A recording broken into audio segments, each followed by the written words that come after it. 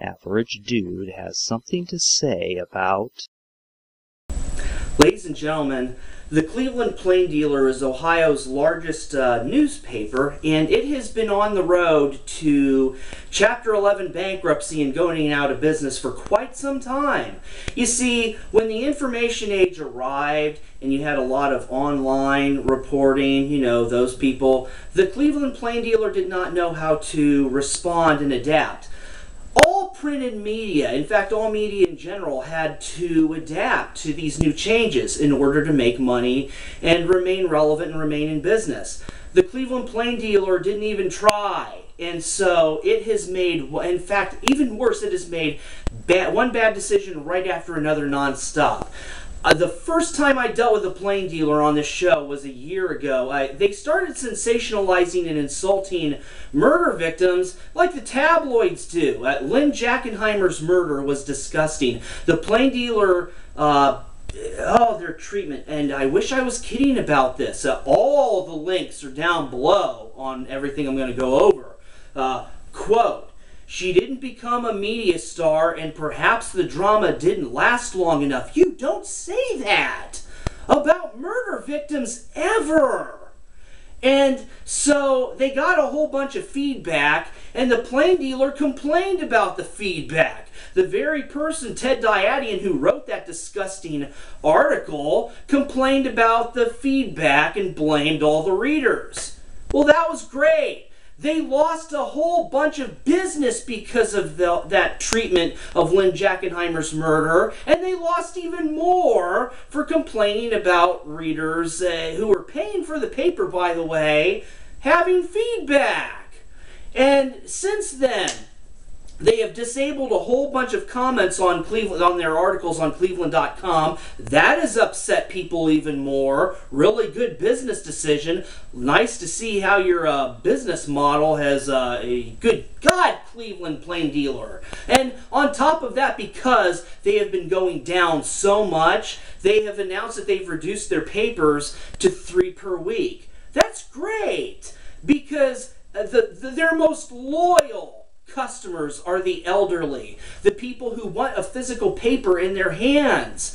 And these are people who have been loyally purchasing and subscribing for decades. And they're screwing their most loyal customers.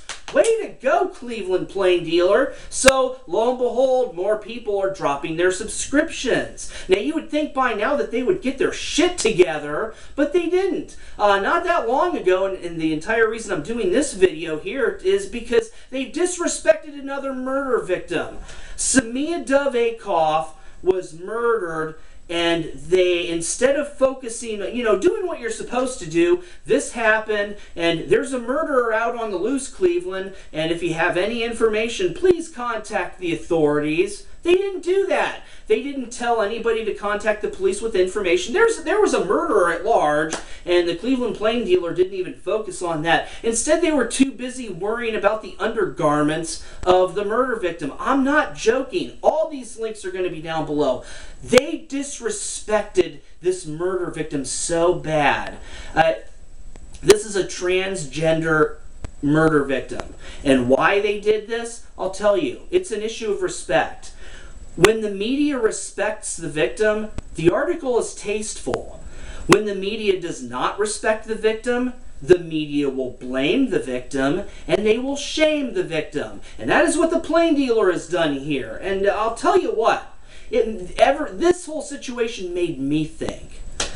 I make videos online. Have you noticed when the media, like news anchors, if they're interviewing on the news, anybody who does online videos, they tend to smirk and chuckle. They don't necessarily respect online video makers. Have you noticed that? And I keep thinking, what if I get murdered? What kind of hell is I have a family. What kind of hell are they going to go through? Is the media going to focus on that weird guy who does weird videos and talks about weird things? Or are they going to talk about my murder? I may not understand transgender, but I understand disrespect. And this is where I'm just getting started with the Cleveland Plain Dealer. Okay, just to clarify, the Plain Dealer has written multiple articles on this situation. I'm going to try to clarify as much as possible. They even had to revise multiple times on some of these, and I'll tell you what, the revisions are not much better. They are all disrespectful. John Caniglia wrote most of these. The original article that started this, quote, the title, "Slain man had claimed to be woman, records show." Okay, you have a murder victim, and there were claimed? Oh, this is not a good start. But in that first portion, quote, of that original article, "Carl Akoff was stabbed repeatedly and dumped into a pond with his lithe body tethered to a block of concrete." Okay, that's important for a couple of reasons. First of all, they're focusing on this is a transgender individual, someone who was born male, identified later on as female, wanted to be identified as female, and they're just, we're just going to go with Carl. But also, lithe body, that was taken out, the lithe body portion, and it really should have remained because I'll explain why when I get to that point. The updated article, quote, the title was changed. "Oddly dressed body found in Olmsted Township pond identified." Oddly dressed, yeah. The Cleveland Plain Dealer is too busy focusing on the undergarments because, hey, there's a murderer on the loose. Who needs to know about that? Okay, this publication is constantly pissing and whining about how it has journalistic integrity. Journalistic integrity. Pay attention, Cleveland Plain Dealer, if you happen to be watching.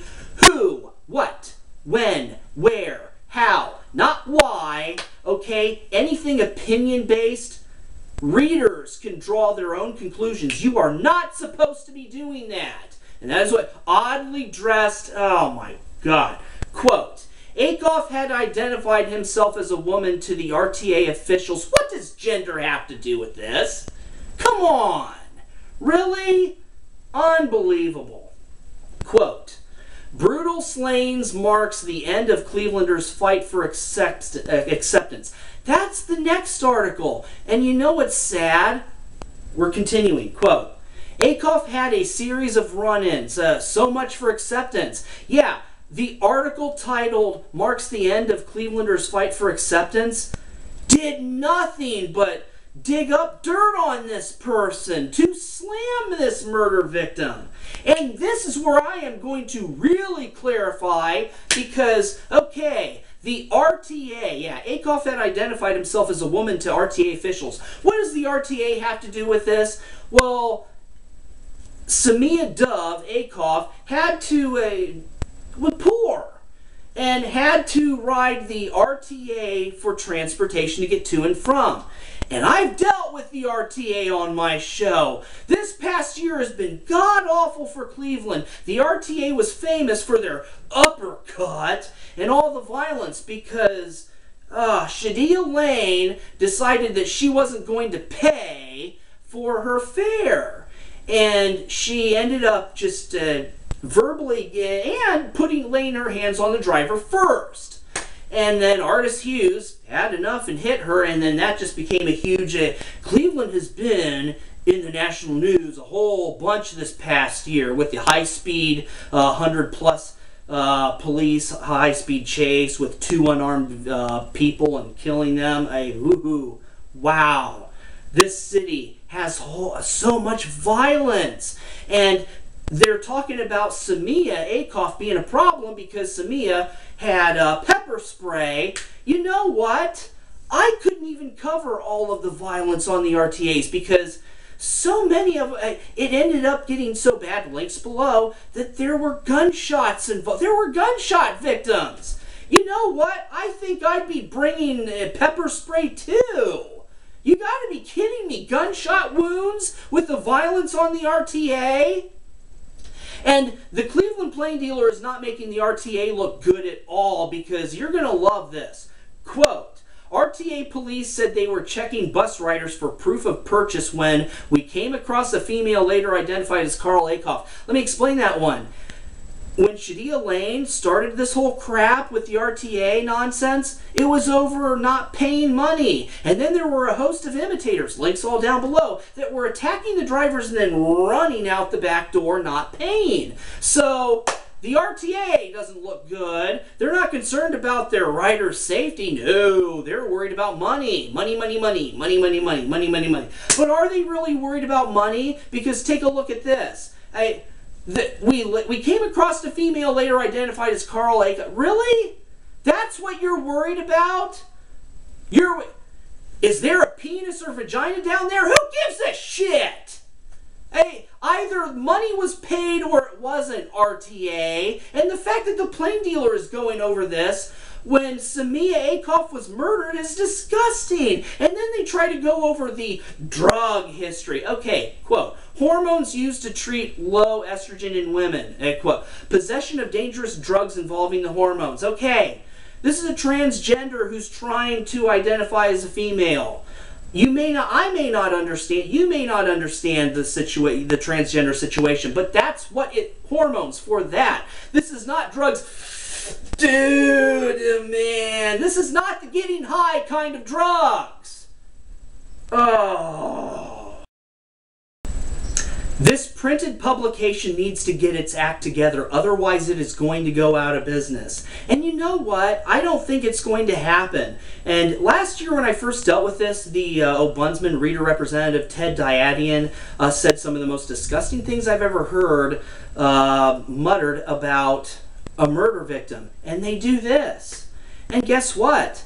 The Reader Representative, Mr. Diadiun, had feedback on this situation, and I'm going to be going over that and filming that episode right now.